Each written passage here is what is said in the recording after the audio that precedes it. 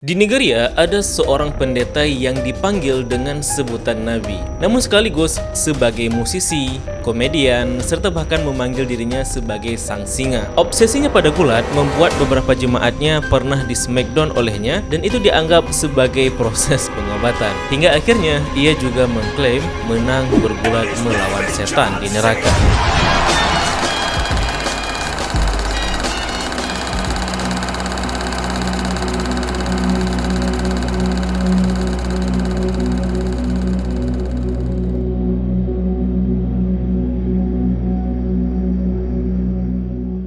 Setelah sebelumnya kita membahas sekte kultus lainnya seperti kultus Jongmyeongso ataupun juga Panji Gumilang ya, kalau mau dianggap itu bagian dari sekte kultus seperti itu ya. Nah, di episode sekte dan kultus kali ini kita akan membahas pendeta nyeleneh dari Nigeria. Ya, kita katakan nyeleneh karena memang tingkahnya berbeda dengan pendeta-pendeta lainnya, khususnya di Nigeria seperti itu. Karena pendeta yang satu ini itu menyebut dirinya sebagai seorang nabi.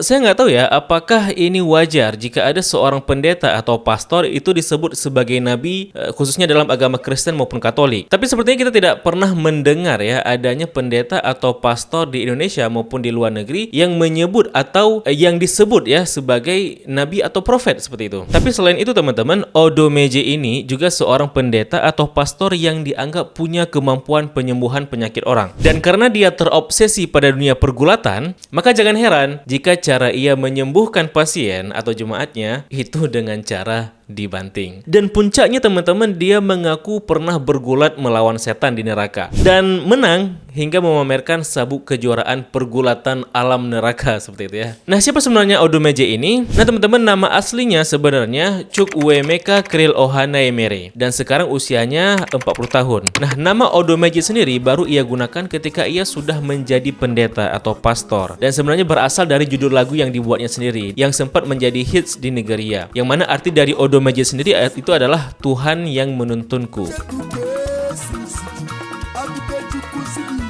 Dan sejak saat itulah pendeta Chukwuemeka ini dikenal oleh masyarakat Nigeria dengan nama Odomeje ya. Nah, Odomeje sendiri teman-teman sebenarnya berasal dari keluarga yang biasa saja, sama seperti anak-anak Nigeria lainnya di kota Orsu ya, di mana ia lahir pada tahun 1982.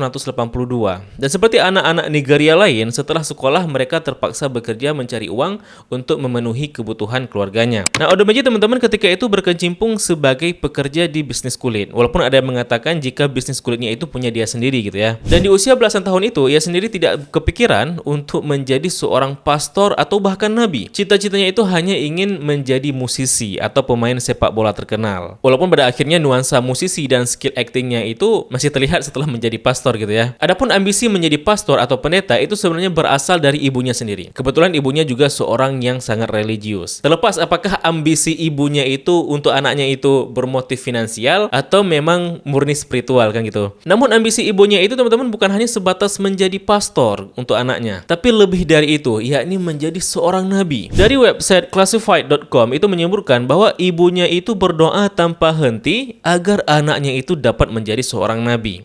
Jadi agak membingungkan ya, menjadi seorang nabi. Jadi gini teman-teman, saya nggak tahu ya apakah ini sesuatu yang wajar dalam Kristen apalagi Katolik. Tapi kalau kita cari tahu ya, di Nigeria itu banyak pastor-pastor yang menyebut dirinya atau yang disebut sebagai nabi, sebagai profet, yang membuat kita paham bahwa sudah jadi hal umum di sana seorang pastor itu bisa self-claim itu sebagai nabi. Seperti yang dikutip dari website Nigeria dailypost.ng, pemimpin gereja spiritual Injili atau yang singkat INRI, yakni Primet Elijah Ayodele, itu telah mengidentifikasi beberapa pendeta Nigeria yang menurutnya sebagai nabi sejati pada tahun 2021. Joshua Inginlah adalah seorang nabi. Primata Olaboyo adalah seorang nabi. Rasul Sulaiman, Omotoso Tope Joseph, Ositelu, ini adalah nabi-nabi yang dapat saya ingat. Mereka berbicara bahasa hati Tuhan kepada orang-orang. Mereka adalah nabi Tuhan yang sejati, katanya seperti itu ya. Dan beberapa nabi-nabi terkait di Nigeria itu juga menjadi orang orang-orang terkaya di sana, teman-teman. Misalkan teman-teman,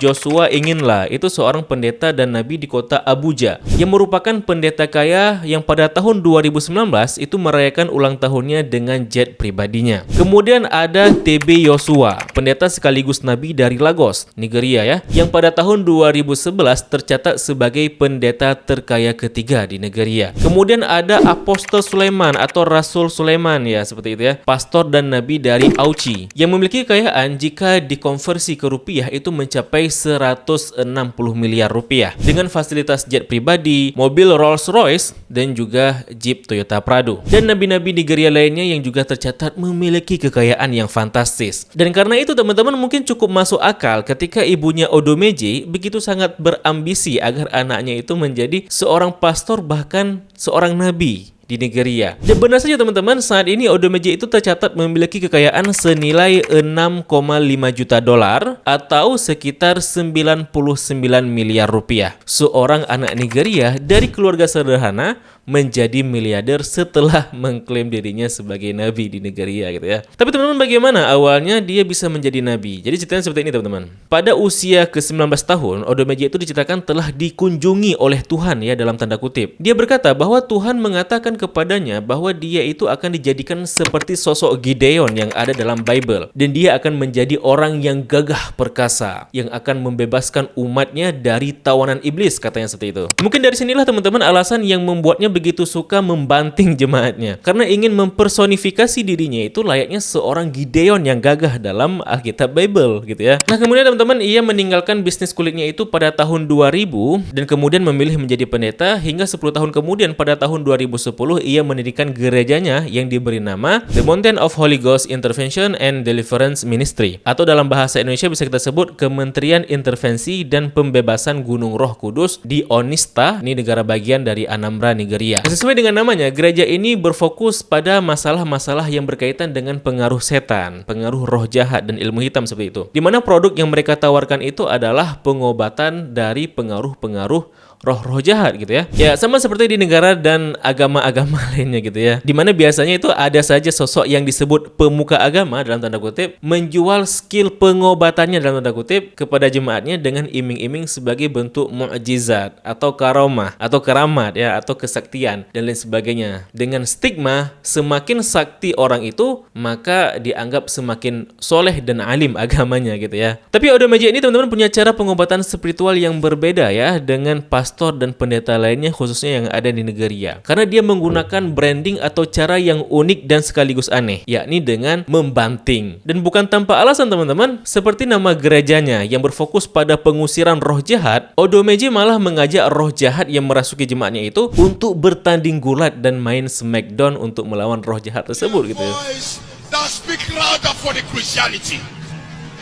I shall be a terror, but the kingdom of darkness shall fear. Dalam satu waktu teman-teman, Odomeje terlihat melempar seorang laki-laki ke kursi penonton dalam aksi gulatnya untuk mengusir roh jahat dan penyakitnya itu. Dan selepas itu, pasien tersebut terbangun dan penonton mensorakinya dengan gegap gempita. Nah, di kesempatan lain teman-teman, terlihat pula Odomeje mengobati seorang wanita dengan membantingnya ke kursi penonton. Atau wanita ini hampir saja mati kehabisan nafas karena Odomeje mencekiknya. Atau seperti pada sebuah video memperlihatkan ia mengobati seorang wanita dengan menidurinya. Kemudian terlepas apakah wanita itu beneran sakit atau memang stuntman yang sudah disediakan, namun setelah itu perempuan tersebut langsung sembuh dan disambut dengan gegap gempita ya.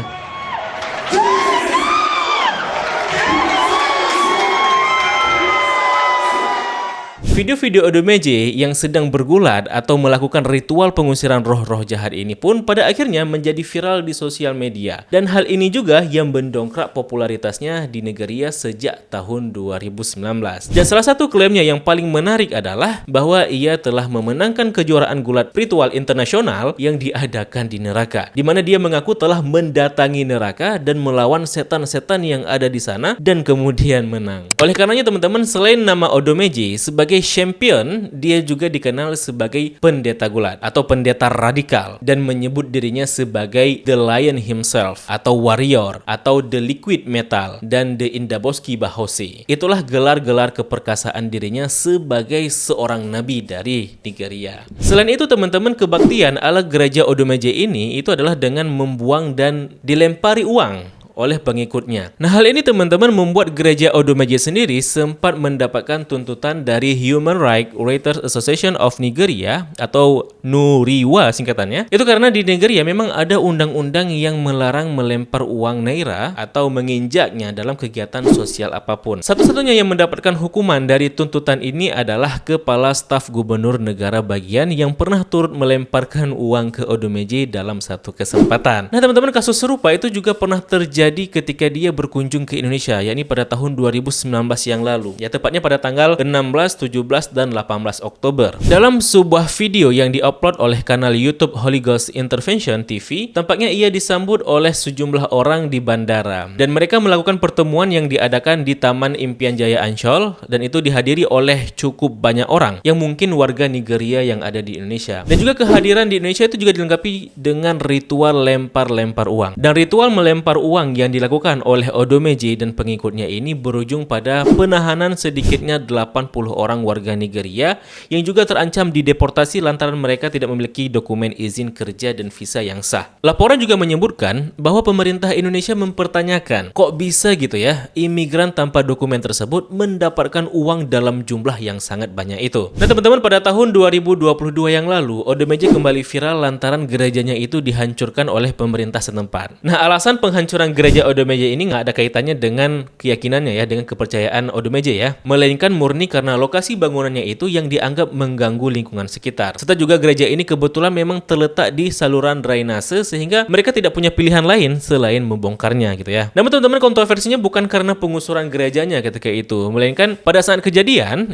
pengusuran tersebut, ia diketahui berusaha menghalangi petugas dan petugas yang kesal pun akhirnya menggunakan kekerasan dan memukul serta menganiaya Odumeje. Nah, tindakan petugas ini ya jelas menuai pro dan kontra di Nigeria. Lah, yang dianiaya kan seorang nabi, apa nggak kualat gitu ya. Namun walau bagaimanapun, posisi Odumeje di sini tetap nggak menguntungkan karena ternyata dia dan pemilik gedung ilegal yang berada di kawasan tersebut sudah diberi peringatan sejak 2 bulan sebelumnya. Yang kemudian ada beberapa pihak yang mengabaikan peringatan tersebut dan tetap bersikeras untuk bertahan, dan Odumeje adalah salah satu dari mereka. Ya, salah sendiri gitu ya. Dan setelah cukup lama tak membuat kehebohan, pada bulan Maret lalu, Odumeje kembali mencuri perhatian media dengan membuat sebuah statement mengejutkan pengikutnya. Ia menyebutkan bahwa tugasnya di bumi itu sudah selesai, dan karena itu ia akan segera mati. Namun sampai hari ini, bulan Agustus 2023, Odumeje dikabarkan masih hidup dan kelihatannya masih sehat-sehat saja gitu ya. Dan pada akhirnya, walaupun dia disebut sebagai nabi, itu tetap ada juga yang tidak setuju dengan Odumeje di Nigeria, yang menyebutnya sebagai nabi palsu. Akan tetapi apakah dengan begitu ia masih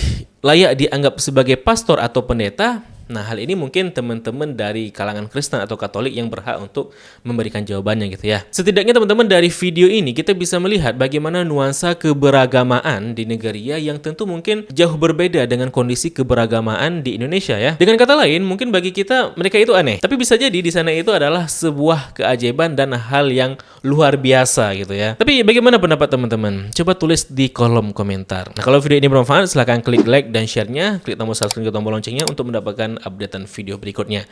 Serta kalau channel lain dukung sinar material, teman-teman dapat klik link kitabisa.com di kolom deskripsi video maupun di kolom komentar semat di bawah video ini.